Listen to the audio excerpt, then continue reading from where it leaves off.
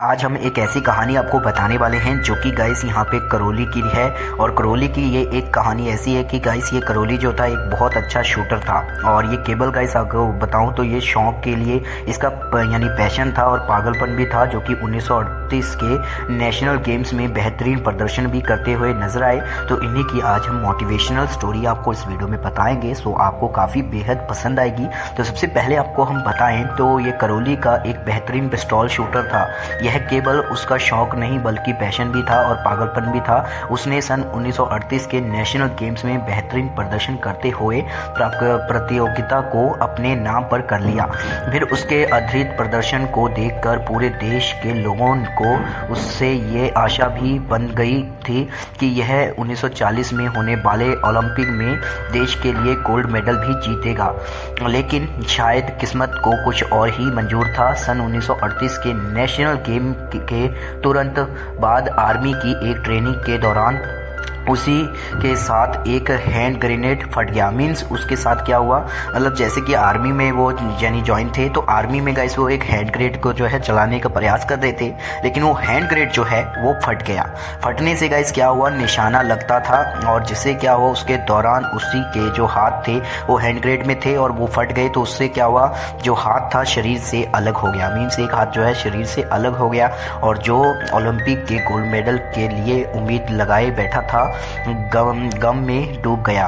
उसका सपना खत्म होने के कगार पर था आ गया। लेकिन जो अपने सपनों में सच्चे दिल से पूरा करना चाहते हैं और उसके लिए ईमानदारी से मेहनत करते हैं, वे लोग इतनी आसानी से हार नहीं मानते। तो गाइस ये करौली के जो बंदे थे उसने गाइस क्या किया, लोगों में से यहाँ पे जो भी था करौली को अपने सपने के आगे कुछ भी नहीं दिखाई देता था। लेकिन आपको पता है अपंगता भी नहीं, करौली ने बिना किसी को बताए अपने यानी बचे एकमात्र हाथ से पिस्तौल शूटिंग के प्रैक्टिस शुरू कर दी।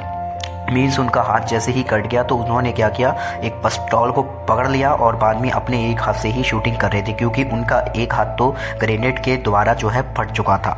मतलब एक हाथ उनके शरीर से अलग हो गया था, बचा एक हाथ। बाद में पूरा एक साल बीत गए। 1939 में सब यहाँ पे लोग दंग रह गए जब वो करौली हंगरी में होने वाले नेशनल यहाँ पे कंपटीशन में जा पहुँचा। मतलब नेशनल कंपटीशन में जाया गया तो देखकर सभी लोग खिलाड़ी दंग रह गए थे, क्योंकि सब सोच रहे थे शायद वह खिलाड़ियों का हौसला बढ़ाने के लिए आया होगा। लेकिन सभी का आश्चर्य का कठिन ठिकाना नहीं था कि यहाँ पे जो करौली का वो बंदा है वो यहाँ पे धन्यवाद देने नहीं, कोई ज़रूरत नहीं, क्योंकि वो किसी का यहाँ पे मनोबल बढ़ाने नहीं आया हूँ।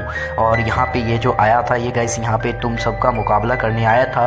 बाद में क्या हुआ, एक यहाँ पे प्रतिद्वंदी को धन्यवाद नहीं दिया जाता और उससे मुकाबला किया जाता है, तो करौली का हौसला देखकर उससे प्रतियोगिता में भाग लेने का अनुमति दे दी गई। फिर क्या हुआ, एक चमत्कारिक रूप से न केवल प्रतियोगिता में हिस्सा लिया बल्कि इतना अच्छा प्रदर्शन किया कि वह प्रतियोगिता का विजेता रहा और गोल्ड मेडल भी वो जीत चुका। और बाद में 1940 में फिर से एक नई उम्मीद जागी, जिस उन्हें लगने लगा कि 1940 के ओलंपिक मेडल में उनके देश में ज़रूर आएगा। और करौली ने भी जोरों शोरों से ओलंपिक के लिए तैयारी शुरू कर दी।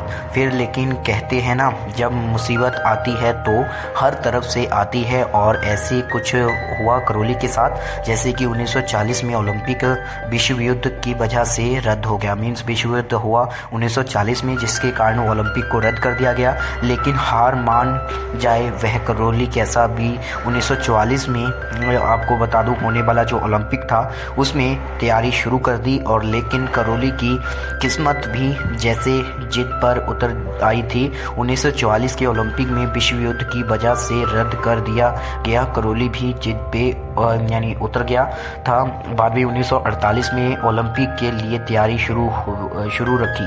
मीन्स 1948 में फिर से ओलंपिक हुआ, मतलब 2 बार ओलंपिक को रद्द कर दिया गया था। 1940 में विश्व युद्ध की वजह से रद्द कर दिया गया, फिर यहाँ पे 1944 में भी होने वाले को रद्द कर दिया गया विश्व युद्ध के कारण। फिर यहाँ पे जो है 1948 में ओलंपिक की तैयारी शुरू हुई। बाद में आखिरकार 1948 के ओलंपिक में उसने हिस्सा लिया और ओलंपिक में यहाँ पे तक पहुँचे। और यहाँ पे पहुँचते पहुँचते करौली की उम्र काफ़ी ज़्यादा हो चुकी थी। मीन्स वह 38 वर्ष का था और उसके प्रतिद्वंदी बहुत जवान, सभी प्रतिद्वंदी मतलब जो भी द्वंदी थे वो जवान थे और अपने बेस्ट हाथ यहाँ पे है हाथ से मतलब अपना जो हाथ यानी हादसे में पिस्तौल शूटिंग कर रहे थे।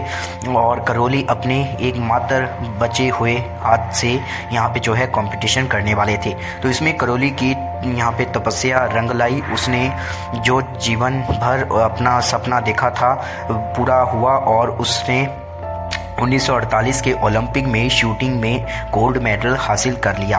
और आपको बता दूं 1948 में वह एक काफ़ी अच्छा जो है यहाँ पे प्रदर्शन किया है। आपको पता था वो वन हैंड शूटर थे और वन हैंड शूटर ने गाइस यहाँ पे करौली ने एक ऐसा चमत्कार किया कि वो गाइस 1948 के ओलंपिक को जीत गए और यहाँ पे गोल्ड मेडल को एक हासिल कर दिया गया। और बाद में दोस्तों सब अपने जीवन में जो भी सपना देखा है, जो भी लक्ष्य है अपने लिए तय किया है, उसके पीछे पड़े रहो। चाहे जो कुछ भी आ जाए तो आपको पीछे मुड़कर नहीं देखना है। मीन्स आप गाइस कभी भी कुछ भी मेहनत करते हो तो पीछे नहीं मुड़ के देखना है, क्योंकि हो सकता है भगवान आपके लिए कुछ और ही सोचा है। चाहे आप कितने भी निराश हो, आप सोचते रहो, भगवान के सहारे मत छोड़ो, आप मेहनत करो, आपका जो पैशन है उसको करो। इसका पैशन था, इसने किया और ये 1948 में ये एक जो भी है यहाँ पे इसको ओलंपिक में ये जो है मेडल लाया। लेकिन आपका गाइस ये सपना नहीं होगा, आपका जो सपना है उस सपने को आप जो है स्वीकार करो और उस पर जो है मेहनत करो। मैं आपको गाइस बता दूं, कभी भी आपको अगर एक सक्सेसफुल बनना है तो आपको एक सिंपल स्टेप बता दूं भाई, कभी भी ना तो आप एक गर्लफ्रेंड को पटाओ, ना कोई ऐसी लड़की को पटाओ जो कि गाइस आपका समय का है। मैं आपको कहूँगा भाई, समय आपका बहुत कीमती है, वो समय को ऑनलाइन मोबाइल पे आके मत दो, उस समय को कुछ सोचने में लगाओ, कुछ बुद्धि में लगाओ और आप भी आज के टाइम में एक बड़े अमीर आदमी बन सकते हो। सो ये कहानी आपको ये मोटिवेट करती है कि कभी भी आप कोई भी काम करो तो उसमें हार नहीं माननी चाहिए। अगर वीडियो पसंद आए तो इस वीडियो को शेयर करें।